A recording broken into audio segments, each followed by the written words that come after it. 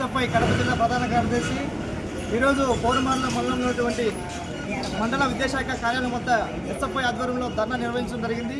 దీనికి ఒక ప్రధాన ఉద్దేశం ఏంటంటే ఈరోజు అక్రమంగా సంపాదనకు ఈరోజు కేఆర్ఎఫ్ అడ్రస్కి ఉన్నటువంటి సంకల్ప కోచింగ్ సెంటర్పై వెంటనే చర్యలు తీసుకోవాలని చెప్పేసి మేము డిమాండ్ చేస్తున్నాం.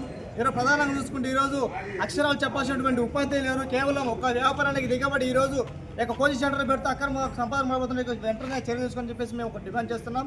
ఈరోజు పోర్మల్లో చూస్తే చాలా విధంగా ప్రైవేట్ కానీ కార్పొరేట్ విద్యా సంస్థలు విచ్చలవిడిగా పుస్తకాల పేరుతో, యూనిఫామ్ పేరుతో, అనేక రకాల పేరుతో విద్యార్థి తల్లిదండ్రుల నుంచి వేల లక్షల రూపాయలు దోపిడీ చేస్తున్నటువంటి పరిస్థితి పోర్మల్ల కనబడుతుంది. ఇంతవరకు కూడా ఈరోజు అధికారులు కళ్ళు చూసినట్టుగా ఈరోజు ప్రవర్తించే చాలా దుర్మార్గమైన చర్య. దీన్ని మేము ఎస్ఎఫ్ఐగా చాలా తీవ్రంగా వ్యతిరేకిస్తున్నాం. ఇప్పటికైనా ఏదైతే ముఖ్యంగా ఈరోజు పోర్మల్లో ఈ మధ్య కాలంలో కొంతమంది ప్రభుత్వ ఉద్యోగులు కేవలం మాత్రమే ఈరోజు అక్రమ సంపాదనకు పాల్పడుతూ ఈరోజు కోచింగ్ సెంటర్ పెట్టడం జరుగుతుంది. తద్వారా మేము త్వరలోనే కూడా ఆ పేర్లు కూడా బయట పెట్టడానికి కోసం మేము తెలియజేస్తాం. అంటే మాకు వివరాలు పూర్తిగా మేము సమీకరిస్తున్నాం. తెలిసిన వెంటనే మీడియా సమూహంగా అందరూ కూడా పబ్లిక్ చేసిన కోసం మేము ప్రయత్నం చేస్తాం.